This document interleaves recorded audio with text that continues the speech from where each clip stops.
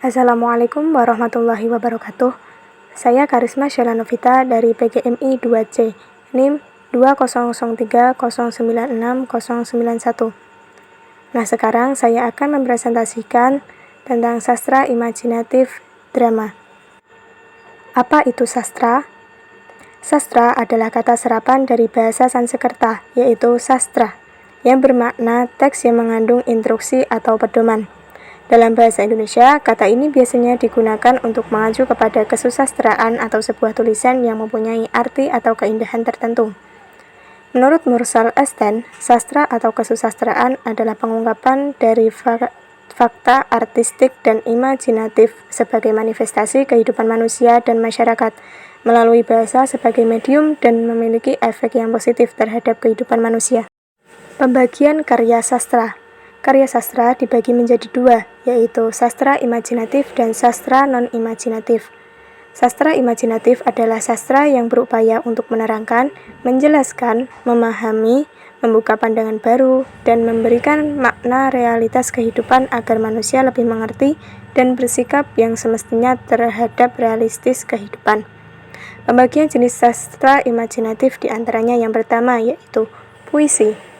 Puisi adalah sebuah karya sastra yang mengandung unsur irama, ritma, diksi, lirik, serta menggunakan kata kiasan dalam setiap baitnya untuk menciptakan estetika bahasa yang padu.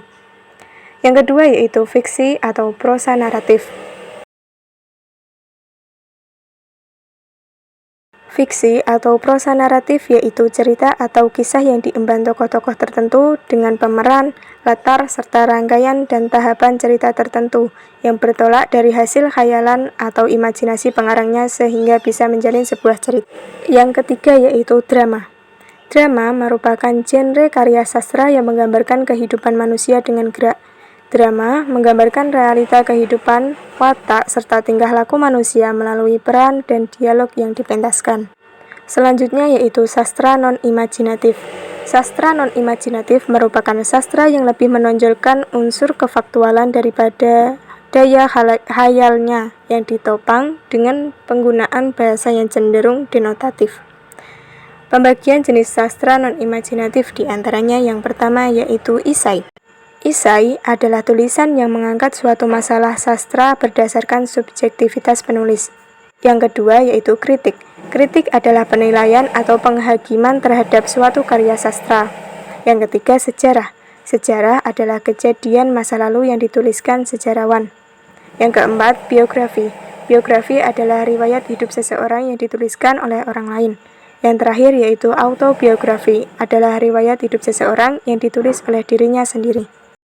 Sekarang kita akan membahas salah satu jenis sastra imajinatif yaitu drama. Drama merupakan kata yang berasal dari bahasa Yunani yaitu draumai yang memiliki arti melakukan dan bertindak. Panungti Sujiman menjelaskan bahwa drama adalah karya sastra yang bertujuan menggambarkan kehidupan dengan mengemukakan pikaian dan emosi lewat lakukan dialog dan lazimnya dirancang untuk pementasan di panggung. Menurut KBBI, drama memiliki beberapa pengertian yaitu yang pertama, drama diartikan sebagai komposisi syair atau prosa yang diharapkan dapat menggambarkan kehidupan dan watak melalui tingkah laku atau dialog yang dipentaskan. Yang kedua yaitu drama adalah cerita atau kisah terutama yang melibatkan konflik atau emosi yang khusus disusun untuk pertunjukan teater. Yang ketiga yaitu drama diartikan sebagai kejadian yang menyedihkan.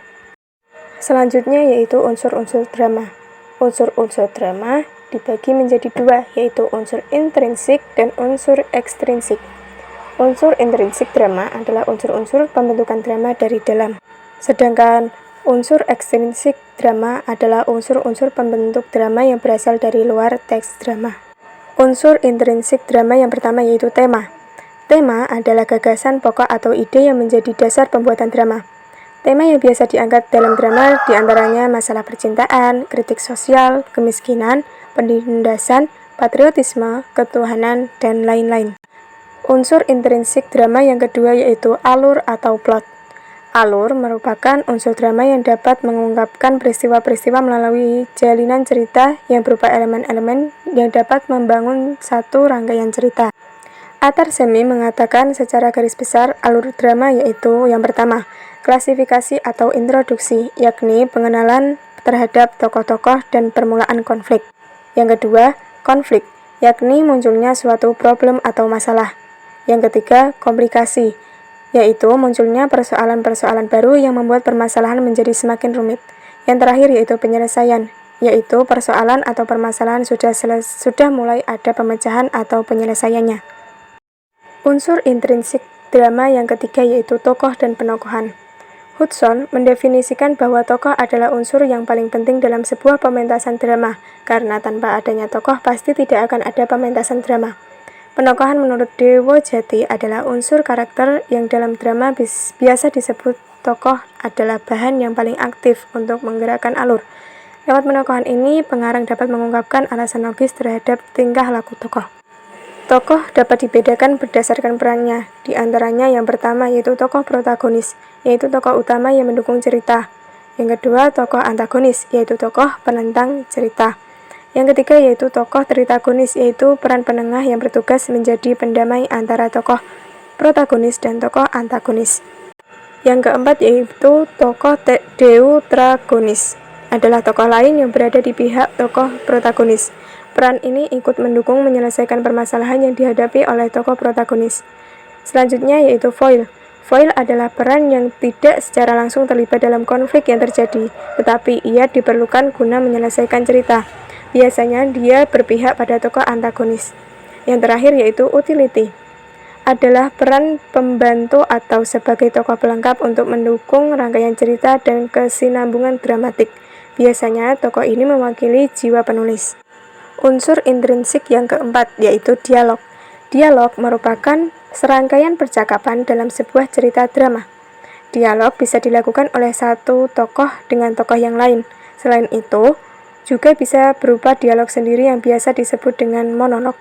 Dengan adanya dialog, dalam drama akan dapat memberikan penjelasan terkait jalannya cerita. Biasanya juga disertai gaya atau mimik wajah atau ekspresi. Unsur intrinsik yang kelima yaitu latar atau setting. Latar adalah keterangan mengenai ruang, waktu, serta suasana terjadinya peristiwa-peristiwa di dalam suatu karya sastra. Latar atau setting dibagi menjadi tiga, yakni yang pertama, latar tempat, yaitu menggambarkan lokasi drama. Yang kedua, latar waktu, yaitu untuk memberi info kapan terjadinya adegan dalam drama. Serta latar suasana, yaitu untuk menjelaskan suatu suasana dalam sebuah cerita drama tersebut. Unsur intrinsik yang keenam, yaitu sudut pandang. Sudut pandang adalah cara pandang yang digunakan pengarang sebagai sarana untuk menyajikan tokoh, tindakan, latar, dan peristiwa dalam cerita. Sudut pandang adalah posisi dari mana pengarang bercerita, apakah dia bertindak langsung atau sebagai pengobservasi di luar cerita. Sudut pandang terdiri dari sudut pandang orang pertama atau akuan dan sudut pandang orang ketiga atau diaan. Unsur intrinsik yang ketujuh yaitu konflik. Konflik adalah pertentangan atau masalah yang terjadi pada suatu drama. Gracie dan De Blois mendefinisikan konflik adalah pertentangan antara tokoh protagonis dengan antagonis, atau pertentangan melawan kekuatan alam, cuaca, tanah, laut, dan bencana, atau juga kekuatan supranatural, dewa atau roh, kekuatan sosial atau tradisi budaya, atau bisa juga melawan dirinya sendiri.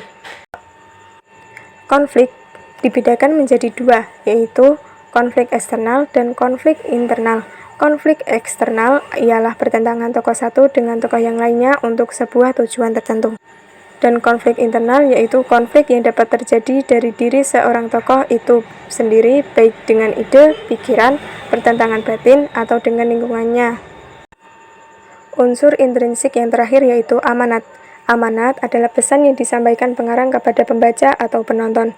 Amanat dalam drama selalu berhubungan dengan tema dan ceritanya. Amanat juga menyangkut nilai yang ada di masyarakat dan disampaikan secara implisit. Nilai-nilai itu diantaranya nilai moral, estetika, sosial, dan budaya. Selanjutnya yaitu unsur ekstrinsik drama. Komponen dari unsur-unsur ekstrinsik drama adalah sebagai berikut. Yang pertama yaitu latar belakang pengarang, yang kedua nilai agama dan kepercayaan, yang ketiga kondisi politik negara, yang keempat psikologis pengarang, dan yang terakhir situasi sosial budaya. Hal-hal tersebut yang menjadi faktor luar yang memengaruhi dibuatnya sebuah drama, seperti halnya latar belakang pengarang. Pengarang pasti memiliki latar belakang yang berbeda-beda. Dengan perbedaan tersebut akan menghasilkan sebuah karya drama yang berbeda-beda juga dari satu pengarang dengan pengarang lainnya. Demikian presentasi dari saya. Apabila ada kesalahan, saya mohon maaf. Terima kasih. Wassalamualaikum warahmatullahi wabarakatuh.